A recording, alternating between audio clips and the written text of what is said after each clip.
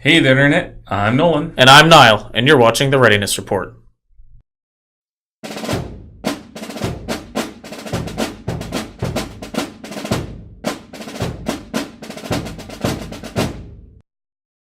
So, turns out, Gathering Storm was in fact the end times for 40k. Everything's been Sigmar'd, it's all over, and the hobby is terrible now, right? Not quite. Oh, okay.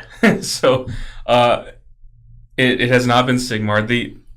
There is a new edition of 40k coming out, 8th edition, in case you have not heard. If you've been living under a rock. Yeah, and it's if you know nothing about 4th edition of 40k, it's because you've been specifically avoiding it, because GW has put out a lot of information. Not leaks. They've been doing daily updates. In fact, the day we're recording this, we just got the Imperial Agents update, and holy crap, our Adeptus Sororita is good again.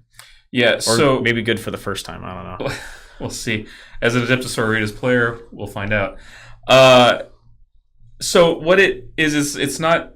Everyone was afraid that they're going to do to 40k what they did to Warhammer Fantasy and turn it into Age of Sigmar, and that is not the case. The real problem with Age of Sigmar is it completely changed the nature of Warhammer Fantasy. Yep. Age of Sigmar just does not play anything like Warhammer Fantasy, and there's the only things in common between them is models. Yep. And that's it. This still feels like 40k. It does. It feels very much like 40k. In fact, it plays like 40k. In some ways, it feels kind of like 2nd edition 40k. Yeah, in some ways it does. Yeah.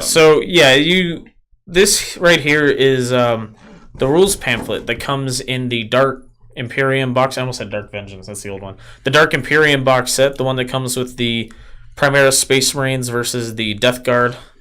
It is 8 pages worth of rules. All those rules are in this book as well. Yep. They are also in the core rule book. You don't need this pamphlet, although this is much easier to carry around than this rule book. Right. And yeah, it is only 8 pages, but here's the thing. It's fairly small font, and really, we're looking at the 7th edition rule book, and if you took out all of the extraneous stuff, the fluff, the little snippets on the side, the artwork, and examples, because there's actually, if you're worried about not having an example of play, there's a whole section in here that goes through step by step with examples. Right. But it's not necessary for the core rules to know the core rules. So if you take out all that extraneous stuff with more concise wording, and get rid of all these special rules, because those are all listed in the unit entries now rather than in the rule book, you can actually pretty easily narrow down the rules for 40k into 8 pages. Yeah, there really aren't that many rules. The complexity of 40k really comes in at the special rules. Right. Which are laid out pretty well in the unit entries that are located in the indexes. Yeah, in the indexes, which they did say there will be individual codexes for each faction. Yep. But for the time being, every single Citadel miniature for 40k is in these 5 books. Not Forge World. Yeah, not Forge World. But all the ones made by Citadel, the main 40k product line, 100% of it are in these 5 books that are $25 a piece. So $125 worth of book covers, like $300 worth of codexes or more? Yeah, I don't even know how many it was. It was a lot. Everything you need to put together an army is in this book. Right. And the army construction rules are not on the rules pamphlet. Right. This is literally just for gameplay. Yeah, army construction rules are not in here. And so that being said, army construction is kind of a mess. It's awkward. It's kind of a mess in this version. There's 3 modes of play. There's open play, which is it's just you pick a faction and your opponent picks a faction, and you have roughly the same amount of points. And you got each other with no rules on army composition at all. Right. So for that, you use the power level rating of the unit. So a unit might be 4 power level, and it's 5 miniatures, and it says you can add on another 5 miniatures for another 4 points or whatever. Right. And then you just take whatever special weapons it says you can have with it. So it doesn't cost you any for special weapons. Yeah, and. So what that does is, if you just want to sit down and play a game of 40k and you just want to make sure it's basically even. You're not Yeah, real it gives concerned you a about rough, it being. It gives you a rough balance. Yeah. It's not down to the point. But if you do want to play like heavy playing, and for tournaments, they're going to have they do match play. Right. And so everything is pointed out just like it has always been. Mm-hmm. So every unit, is X number of points per model. If you want to add a special weapon, it's this many more points or whatever. Just like it's been just like it always since has the been. 80s. Yes, just like it always has been. That is also in these indexes. So you can do that. Yeah. Um, But speaking on the army construction rules, it's made complicated by a couple of problems. Chiefest among them being that the organization of the indexes is a hot mess. Yeah. It's sort of broken down by HQs and elites and troops, but it's not alphabetical, and it's a lot of thumbing through finding stuff. Right, and then, as well as they've done things where they've taken like say for example the Imperial Guard command squad used to be one HQ choice was a command squad, and it was 5 miniatures, one guy who was the officer, and 4 veterans, and it said you can take however many special weapons, a standard bearer, they can replace their las guns with las pistol, close combat weapon, what have you. Now there is an HQ choice that is the company commander. Then the command squad, which is the same command squad used for both the infantry platoons and the HQ, is an elite choice of 4 miniatures that has the same equipment options that the command squad had previously. And it gets even worse in some other groups, like the Space Marines. What would normally have been a squad as an elite choice is now broken down as like 4 elite choices. Yeah, so it's, for example, before in the command squad for the Space Marines, you might have had, an apothecary and a standard bearer, which is now called an ancient, and a couple of veterans. Well, now those veterans are their own thing. The ancient is another choice. The apothecary is then another additional choice. Right. And so you very quickly find yourself with a lot of elite choices.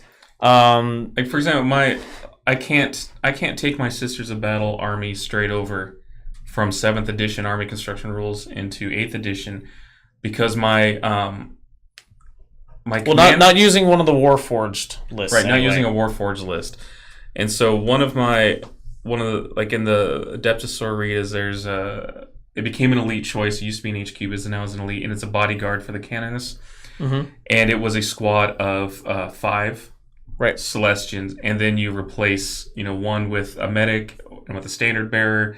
Well, each of those became individual characters. Yep. And so to get that squad, I need to take up like 5 elite slots to do that. Now, unless we've just wholly missed something here, but I have asked several people who have also read through the rules, and they all agree with what our findings are. Yeah. So to get around that, you have to either pick a different army composition from the Warforged detachment lists, or have multiple detachments. There's no limit on number of detachments. Right. But what that means is some people are going to have to add more HQs. Yep. If you want to have all the same stuff, like for me, I will have to add a couple HQs into my my Adeptus Sororitas to get what I had before. Right. However, with my Orc army, it's not so much an issue. Yeah. However, the thing there is though, because when building a Warforged list, the restrictions are they must share a faction keyword. Right. They have this keyword thing. If you've played Age of Sigmar, you know what keywords are all about. So if might say, you go, all right, I'm fielding a faction that's keyword Imperial. Mm-hmm. So you can take an Adeptus Sororita's army, and let's say you have some Ordo Hereticus Inquisitors from back in the days of the Witch Hunters Codex. You can then take those Inquisitors and throw them in as an HQ because they're also Imperial. That's all that matters. Right, and so, you really could have, like, a whole combined army of Space Marines and Imperial Guard and Inquisitors. It's just like Rogue Trader. Yeah, you could. The thing is, you get bonuses for narrowing down the faction. Yeah, so let's say, for instance, you took an all-white Scars army. Every unit in the army gets... like hit and run or something. Yeah, hit and run and Outrider? Yeah, they get a bunch of special rules for fast attack, fast-moving stuff. And also, when you look at the... if you look at the detachment rules, if you... In a lot of cases, if you are able to narrow down to the fewest number of detachments or the fewest number of faction keywords, you get additional command points, which can be used for rerolls and things like that. Yep. So yeah, it really encourages playing more of a fluff-driven army than previously, where before you'd see a lot of armies that were, here's my Space Marine army, where the bulk of my points is actually 3 Imperial Knights, because that was a meta that worked. Now, however, you get command points for, going like, oh, well, I've narrowed down, like, not only is this all Space Marine army, it's all Ultramarines, or it's all Dark Angels. It's all not even narrowed down from that. It's all Deathwing. Yeah, well, and for those that are, like, out there, there's like, oh, I don't want to have to pick a specific faction. If you have your own, the way the rules are written, it'll say... in the case of Sisters of Battle, it'll say Ordo, or it'll say Chapter for Space Marines, and then parentheses will be word, and that's an insert your own.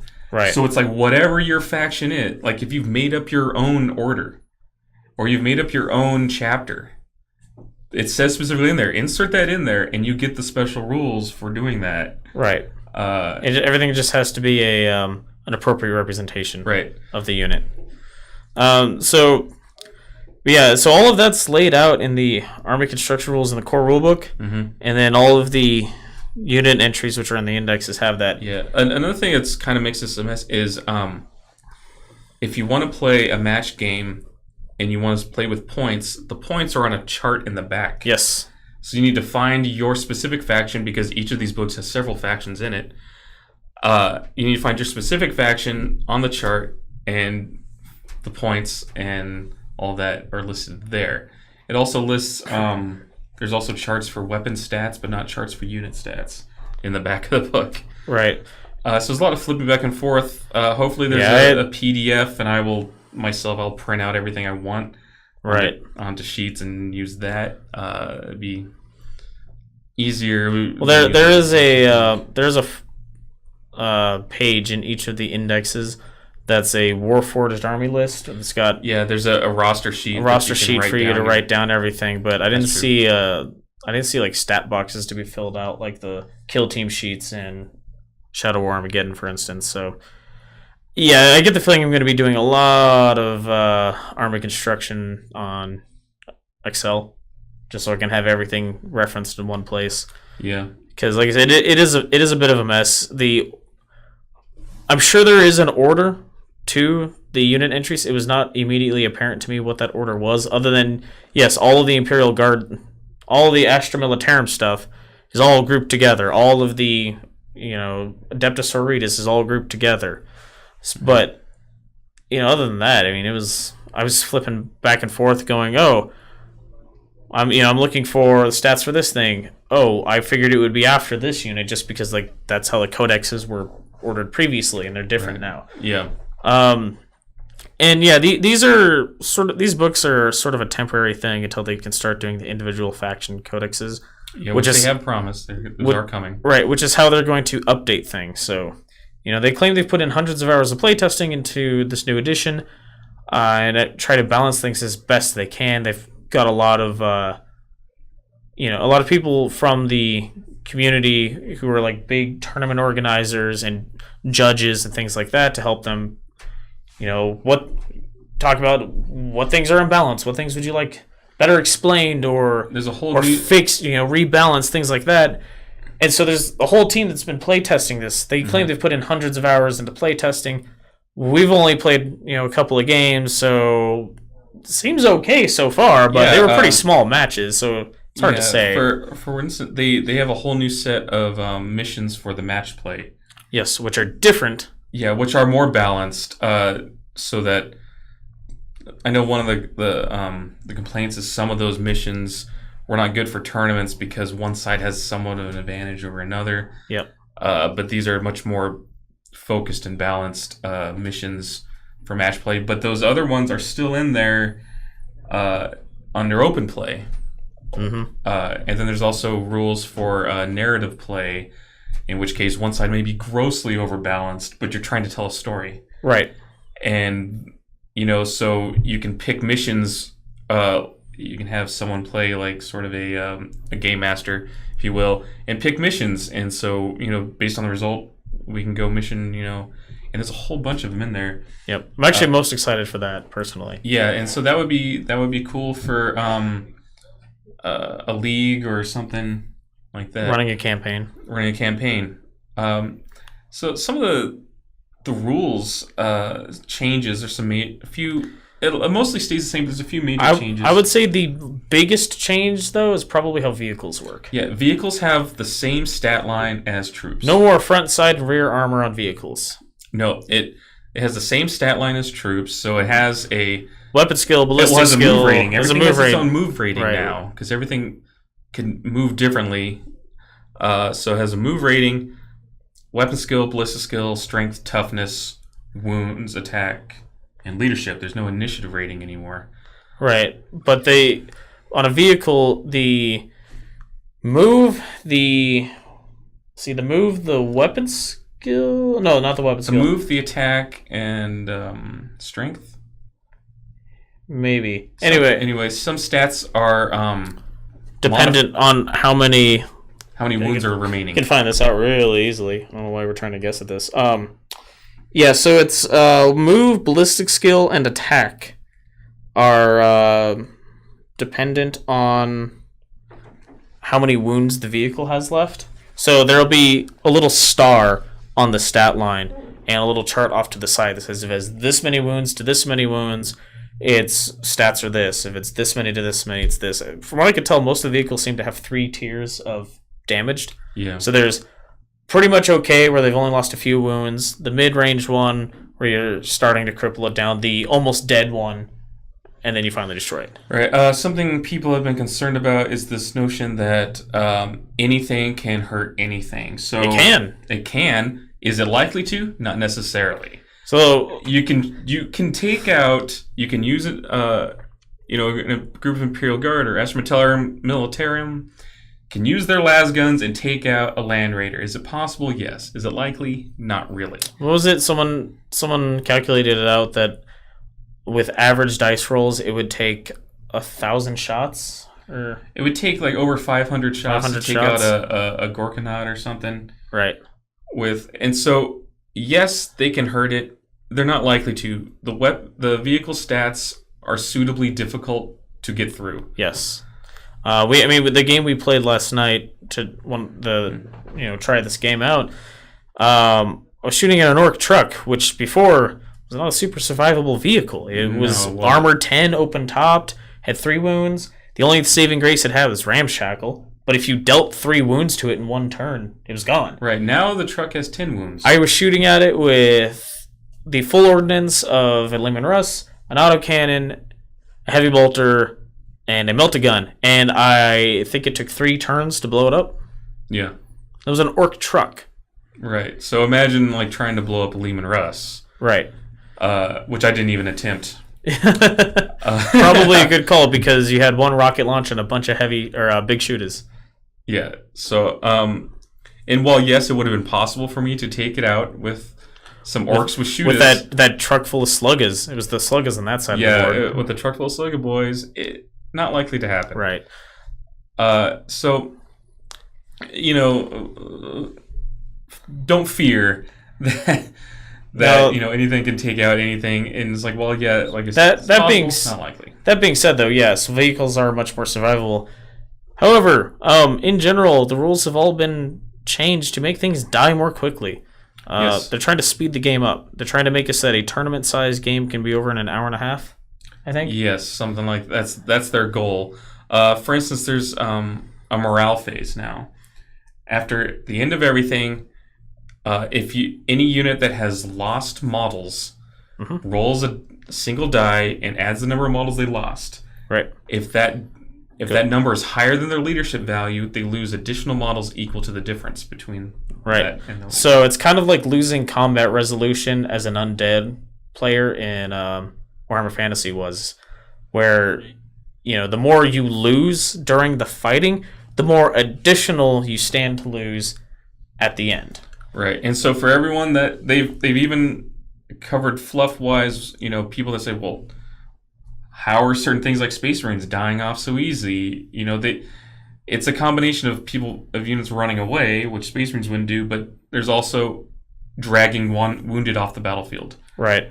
So they're no longer there to fight because they're removing wounded. And that's their excuse for why certain units that would not just die or would not just run away. Fluff-wise. The real excuse is they're trying to make the game not take so freaking long. Yes. So they've done that pretty well. One thing I also mentioned, I mentioned earlier, there's no initiative stat anymore. This is another major change. It's a major change. So the way close combat works is before there's the fighting stage, there's the charge phase, and where you declare all charges. Mm-hmm. And each unit you declare a charge. And they can also move and charge, by the way. If you've moved, you can still charge. Just not if you advanced, which is replacement of running. It's a replacement of running, and that happens in the move phase, not the shooting phase. Correct. Like in 7th edition. Anyway, you roll 2d6, and that's your charge distance. Yep. If you get within 1 inch of the enemy, you've completed the charge, and your charge is successful. Once you declare the charge, your enemy can Overwatch fire, and that works the same as in 7th edition. Mm-hmm. Everyone fires, and on 6s they hit. And once you close, once you've charged every unit you declare, then you go into the fighting phase, and the player whose turn it is, they choose which units go first, and they go through all of their units that have charged. The defender does not get a counterattack at this time. Once they've gone through every unit that's charged, then they select any one other unit that is also eligible to attack, so they're already in close combat. Right, so if they were in close combat last turn. Right. Then they get to attack with one of them. Then the defender gets to pick one of their eligible units to attack back, and it goes back and forth until everybody who is eligible to attack has attacked. So if no one charged that turn, whoever's turn it is just picks the first unit to attack, and then the other person picks the next unit, and you swap back and forth. Yep. But if you charge that turn, all the units that charge get to go before you get to the regular close combat phase. So it really behooves you to make sure you're the one who gets the charge in. Yeah. Otherwise, it doesn't play all that much differently other than that. A few things here and there. Like we mentioned, instead of running in the shooting phase, instead in the movement phase, you can roll a single die, add that to your movement, and that's called an advance. If you advance, you don't get to shoot, and you don't get to charge. Unless you have the fly special rule. Yeah. If you have the fly special rule, then you can still shoot. And that's how they handle units with hit and run, or some units with hit and run anyway, like the Seraphim for the Adeptus Sororitas had hit and run. Now since they have fly, they can do that. And then there's also the rule for retreating. Right. And so you can, if you're in close combat, you can retreat away from that close combat, but you don't get to shoot or charge. If you fly, you can still shoot. And that's, other than that, there's, like I said, there's not a whole lot different. It still plays like 40K for the most part. It's good. It's fun. It is. It's quicker, much quicker. It is. They basically... the psychic phase is very much simplified. Yeah. Now... Forgot about that. We don't use psychics that often. The way it works is you roll 2d6. Mm-hmm. If the total is higher than the psychic charge requirement, it goes off. And anyone, psyker within 24 inches of your psyker, an enemy psyker within 24 inches can choose Deny to the Witch, and they roll 2d6, and if they beat your roll, it stops the power. Yeah, certain characters get bonuses to that, like, I think Inquisitor Greyfax gets some serious bonuses to Deny the Witch. I think all the Inquisitors get bonuses to Deny the Witch. And all the Adeptus Sororitas get a bonus to Deny the Witch. Right. So it's psychic psychic phase is much simplified. Yep. Um, But yeah. I mean, so the game's fun. It's streamlined. We've been seeing this trend in miniature gaming lately, where companies with these, what we would consider like a classic style miniatures games, things that aren't pre-painted, like or collectible style. That we've been seeing a trend towards streamlining the games, so that they go quicker, so that you spend less time looking for rules in the book, more time rolling dice, as some of them have been saying, as well as being able to rebalance the game on the fly. And that's a big thing that War Machine's been doing lately, or War Machine and Hordes, is the way they're doing it now is they can errata it on the fly. Flames of War version 4, which was sort of beta tested with the Team Yankee rules, greatly streamlined Flames of War. It's all the special rules are built into the entries, the stat entries for the units, rather than having to go into the main rulebook and look up, what does Tusket Trot do for me? What does Detroit Steel or Detroit's Finest do for me? Right. I mean, I those are both American examples, which aren't in 4th edition yet, but the same idea. Tally Ho, for instance, let's say that's built in. So, this is doing the same thing. It's gone full circle. Now GW is taking cues from Flames of War. Yeah, and it's so another thing they did, but it's a thing that's been going on in miniature gaming in general, is just trying to streamline it down, because that's a lot of market share has been going to games like X-Wing and Armada, because it's just boom, out of the box, let's go, and it's all ready to go. It's super quick, it's super streamlined, it's very easy to get a game going, and so they've it's been dictating what's the trend of miniature gaming. So Games Workshop is just having to adapt. Oh yeah, there's no more charts anywhere. Yes. Another thing, there's no ballistic skill chart, which you never needed anyway. Everyone knew 7 minus your rating equals your target number. Now you just have a target number. Space Marines, 3+ to hit. Orcs, 5+ to hit. It's the same thing with the weapon skill. There's no more weapon skill chart. You just have a target number. Does not matter what your enemy's weapon skill is. There is, however, kind of a chart for wounding. So it is different. So where before, if you were even up, everyone knew even up was 4. If your strength was 1 higher than their toughness, you needed a 3. If your strength was 2 higher than toughness, you needed a 2. And then the other way, if your strength was 1 lower than their toughness, you need a 5, and so on. In this, you need to double the enemy's toughness to need a 2 to wound. You need to be...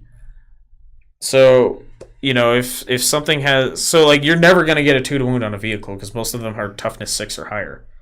Right. I mean, I even looked at, some of the smaller ones, like the Sentinels and the Killicans, things like that. Those are probably toughness 5, I would guess, and you could probably get a 2 to wound with a railgun on those or something like that. But, yeah, There's also no point in which you can't wound. We already discussed that. Yes. So yeah, I'm excited for what this will bring. Hopefully, it brings more players. Yeah, hopefully it does bring more players, or brings some players back. That's sort of what it's done with us, anyway. Mm-hmm. I mean, we've never really fully got out of 40K, but we definitely have been playing a lot less of it in the last couple of years. Yeah. So hopefully this will get people back in, get new players into it. With the rebalancing that's going on and the way some special rules have changed, a lot of armies that have been left in the dust or have...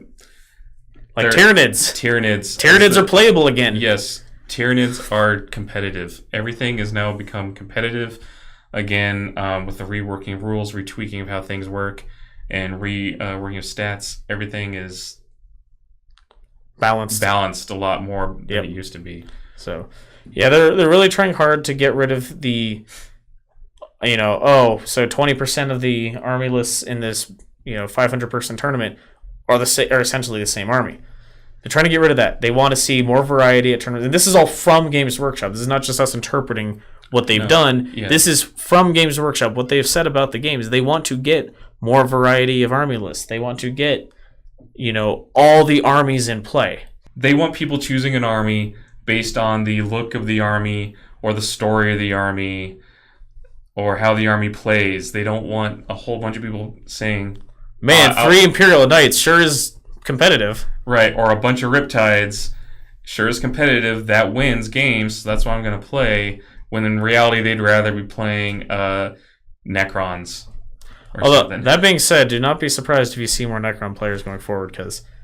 Yeah, apparently... Oh, man, we'll be back. It is fantastic now. Yeah, Necron's very survivable. We'll just put it that way. Re-survivable.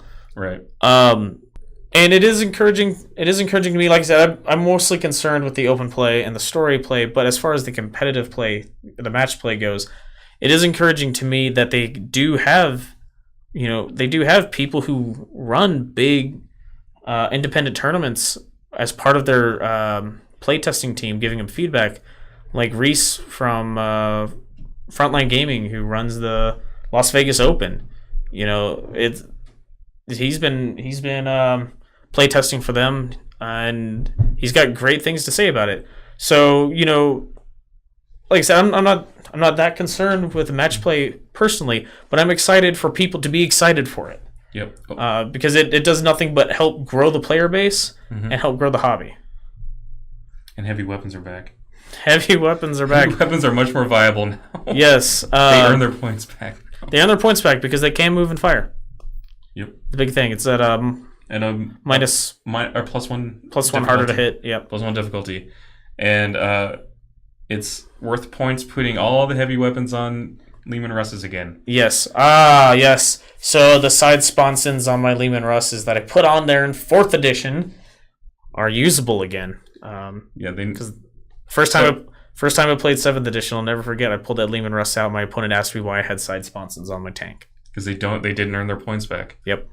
But it's also worth having heavy weapons in the squads again as a result. So hopefully we'll see. Because I come from I started playing in 3rd edition, and in that time, every squad had a special weapon and a heavy weapon in pretty much every one of the armies that wasn't Tyranids. Right. Everything had a special weapon and heavy weapon. Mm-hmm. Space Marines were all flamethrowers and missile launchers because that's all that came in the tactical squad box. Putting heavy bolters back into my Sisters of Battle, that's for sure. So it's definitely the game's a lot throwbacky to previous editions as a result. Yeah. Like you said, there is a lot of similarities with this and 2nd edition, which isn't a bad thing. No. Really my only complaint I can say about this new edition of 40K is that these index books are kind of a mess with how they're organized. Yeah. That's really all I can negative I have about it. Yep. But yeah, so if you play Space Marines, but you play a couple different chapters, you only need the one book. If you play everything but Chaos, you can just ignore the Chaos book, unless you want to play Cypher and the Fallen, because they're in the Chaos book. They do have the Imperial keywords, so they can play in an Imperial army. But yeah, so basically, breakdown of the books is Index Xenos 1 is all things Eldar and Necrons. Index Xenos 2 is all the other aliens, so Orcs, Tau, Tyranids, Genestealer Cult. Index Chaos, which is Heretic, Astartes, Demons, and I think there's just some other Traitor Guard in there. Yeah, which is neat. Then there's Index Imperium 1, which is all things Space Marines, which also includes Grey Knights, Legion of the Damned, and Death Watch in there. And then Index Imperium 2 is all the other Imperium. So Astra Militarum, Imperial Agents, Adeptus Auroritas, Adeptus Mechanicus, Imperial Knights. Did I miss any? Let's see. All the weird stuff that was in Imperial Agents. Oh yeah, Talons of the Emperor. So Adeptus Custodes and the Sisters of Silence. Yeah, they're all in there too. So yeah, it's they're cutting down how many books you need to buy, and that's a good thing for everyone. Yep. So I think it pretty much covers it. The game comes out on June 17th. It's a little less than 2 weeks away from the filming of this video, and should be also a little less than 2 weeks away from the posting of this video. And most local game stores, and probably I would imagine all the Games Workshop stores got their hands on preview copies of the books and the Dark Imperium course box set. If you want to go check the game out, if you're in the Las Vegas area or find yourself heading that way, come by Little Shop of Magic, take a look at it. We've got it all here for you to come look at, get your hands on, get your grubby fingerprints all over the shiny covers, and take a look at it and see how fantastic it is. Yep. I'm excited. I am too. I haven't been excited for 40K like this in a long time. Excited to be excited for 40K. Yeah. Although I've started getting excited for 40K when they came out with Shadow War Armageddon. So, yes. So that's basically it. So if you enjoyed this video, you want to see more videos about miniature gaming, probably some more future content on Warhammer, because like I said, we're excited about it. Go ahead and hit subscribe down below so you can be updated when we post future videos about that. We also do weekly live streams of board games. I know right now we're still doing first plays every Sunday. I think they're doing Arcadia Quest Thursday nights. I'm not part of that, so I don't remember. But I think it's Thursday nights they're doing Arcadia Quest. And we also have some random other streams sprinkled in there based on what people decided they just want to come in and play. There's been streaming a lot of Armada lately. So if you're interested in any of that, check out the other stuff on our channel. It should all be in playlists, all sorted for you based on whatever you're interested in looking at. Yep. All right. Bye. A Lasgun can take out a Lehman Russ? Heresy. No more initiative value? Heresy. No front and side armor? Heresy. The Imperial Space Marine has 4 wounds? Hey, actually, that's pretty cool.